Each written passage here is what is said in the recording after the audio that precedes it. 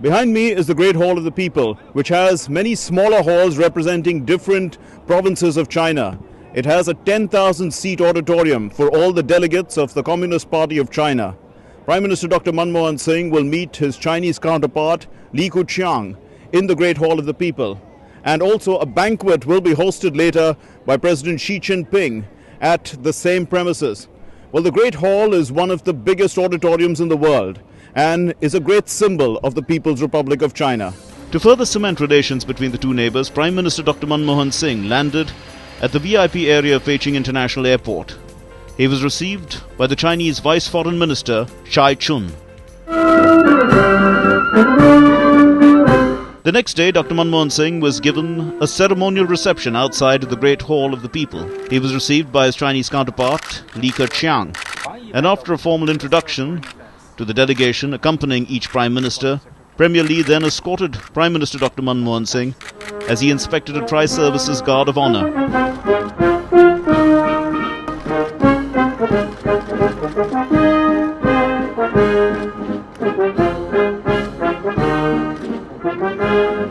The two leaders then proceeded to the Great Hall of the People for delegation-level talks.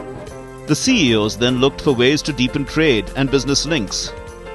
The India delegation was led by Anil Dhirubhai Ambani Group Chairman Anil Ambani.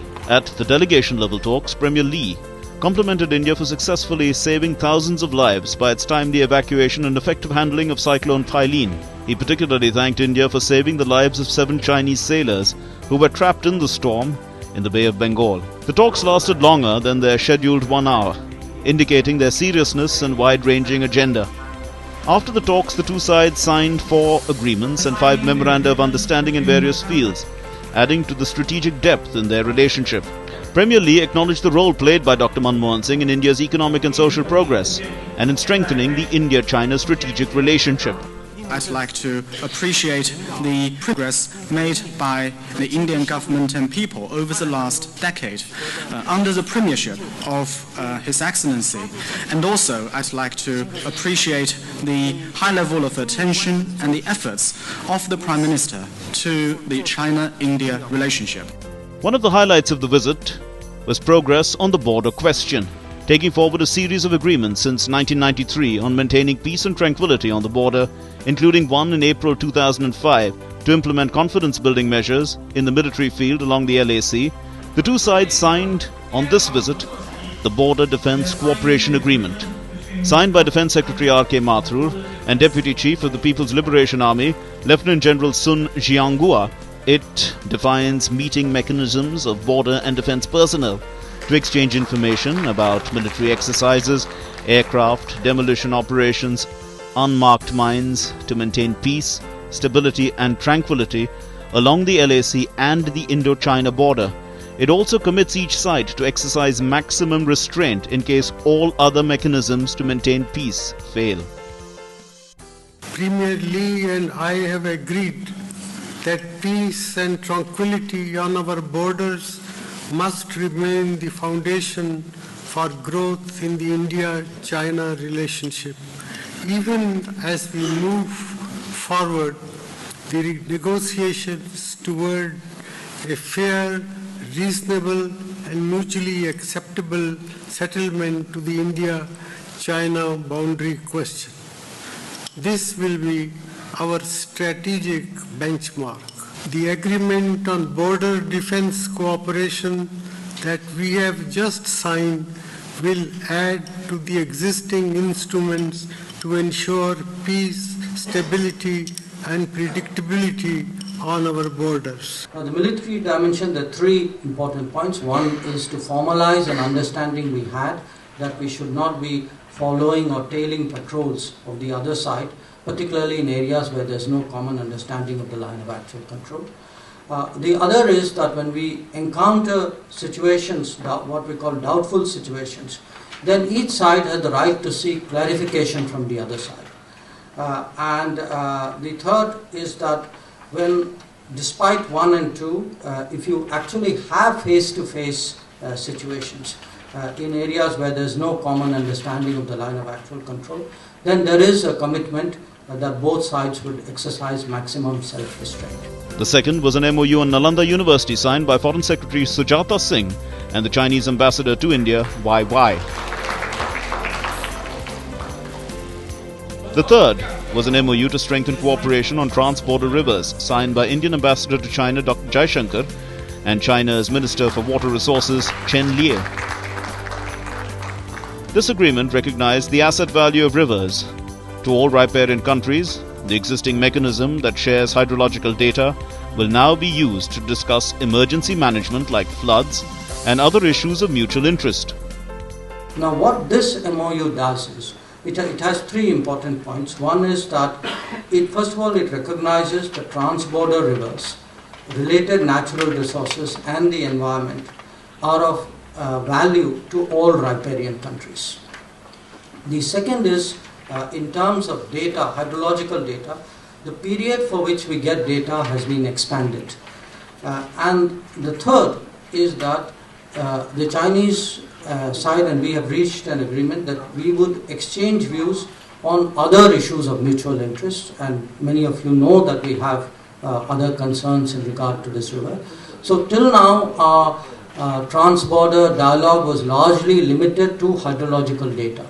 So now under this MOU, the nature of the dialogue has widened. This mechanism would be used to discuss other issues.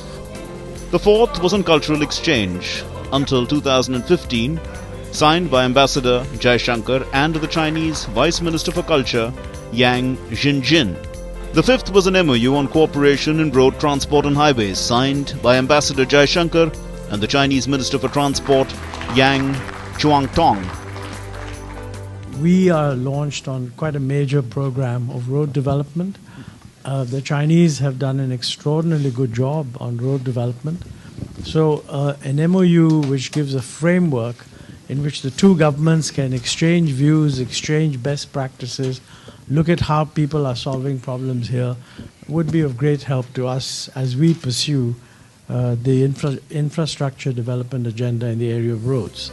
The sixth was an MOU on power equipment service centers in India, signed by Ambassador Jaishankar and the Chinese National Energy Administrator, Wu Xinxiang. This is a very major issue because we have now about 60,000 megawatts plus of Chinese equipment, mostly imported by the Indian private sector for purposes of power development. And one of the issues that has been of concern is that, they don't have an adequate capacity to service this equipment. So as a result, if there's a problem, then the interruption in the whole process is very long. So they've actually agreed that they will set up a service center, which is in a way commercially supporting equipment that has already been imported. But from our point of view, it is creating a new institutional mechanism that will deepen the economic cooperation.